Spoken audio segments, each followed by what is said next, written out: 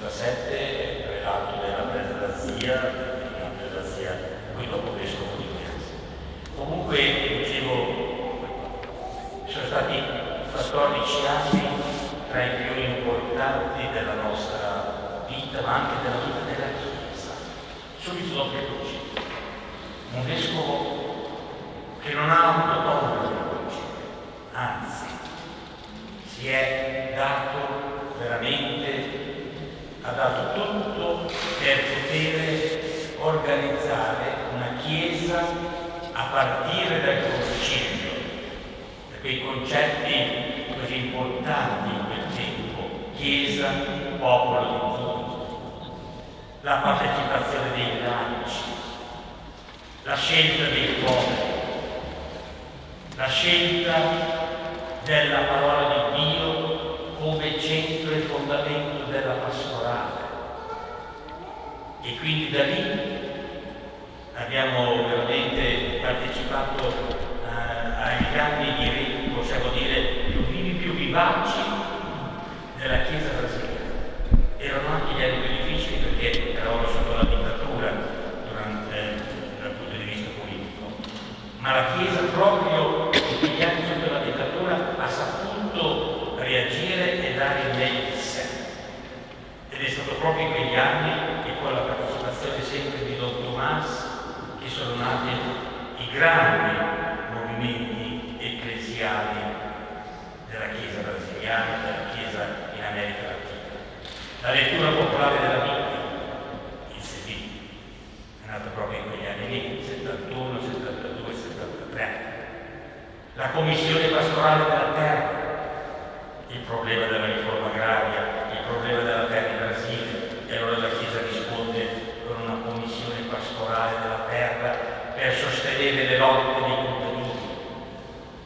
Il CIVI, il Consiglio missionario indigenista, si cominciava appunto a parlare di una pastorale nuova nata in mezzo agli indios, e Don Tomás, che era anche pilota di aereo e aveva ricevuto un piccolo teco qui a Bologna dai domenicani di Bologna. Don Tomás era domenicano, ricordiamo, e gli hanno regalato questo piccolo aereo e lui piaceva tanto andare in aereo, ci siamo stati solo qualche volta, e gli indios, quando arrivava Don Tomás nei villaggi e nelle tribù indigene, la chiamavano il grande pappagallo volante, il grande Arara è un grande pappagallo tutto colorato in Brasile, e vedevano questo lavoro in cielo. Ecco, il grande pappagallo volante sta arrivando. Questo appunto alcuni ricordi di Don Tommaso, ma ci sono altre persone, non voglio prendere la parola solo io, e possiamo ricordare qualcos'altro di questa grande figura di pastore e di vescovo della Chiesa, e soprattutto, possiamo dire, del Concilio.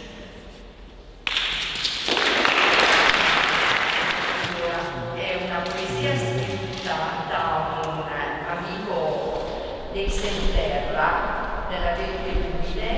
Lui è un uomo colto, però ha solo trattato argomenti riguardanti appunto la gente povera, e camminava con la pastorale proprio di Don Tomás. Ecco, prima di leggere questo, io forse avrei dovuto fare durante la preghiera dei fedeli. Questa preghiera l'ho fatta proprio ieri nella mia parrocchia, dove anche lì Don Tomás è conosciuto, perché ha lottato molto, è stato sempre dalla parte dei poveri, ha spezzato il pane con gli ultimi, ha camminato con i discepoli di Emmaus, sempre accanto a queste persone, e soprattutto nei barrios, dove veramente nelle case più povere. E oltre a spezzare il pane, ha spezzato la parola, facendo le comunità di base, avendo successo probabilmente con chi lo capiva, ma non con la Chiesa istituzionale, soprattutto non con la Chiesa nostra romana. Però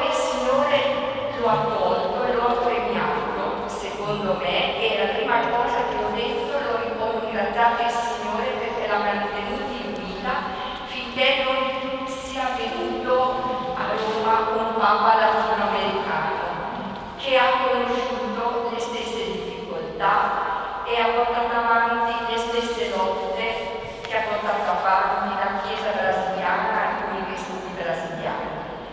Con questa premessa forse capite meglio anche questa poesia. Si è spenta una voce degli oppressi, si è spenta la voce di Don Tomás Balduino in questa notte del 2 maggio, una voce che non volle mai essere solitaria, sapeva dagli anni di piombo che una voce solitaria non fa sorgere il mattino. Volle essere una voce tra le voci, ha innalzato la sua voce nel vasto coro degli oppressi, tra gli indios, i posseiros, i contadini, i ritelanti per la siccità e per le recensioni, e tra quelli che si ribellano a tutto questo, tra le donne, i negri, i migranti, i pellegrini, per stimolare la luce, per insegnare l'alba. Tomás è parola, la parola che bagna come balsamo, la parola che fustiga, incendia, la parola che perdona, ma indica sempre il cammino della giustizia. E cosa siamo nella vita? Siamo i resti delle parole che popolano il cammino di pietra o fiori, che fanno sanguinare i piedi dei nostri figli.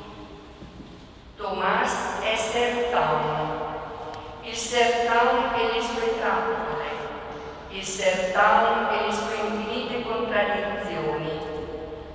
Tomás è sertão, dove si intrecciano i venti di Goiás e Minas, dove nascono le acque in questa infinita geografia che alimenta le nostre speranze.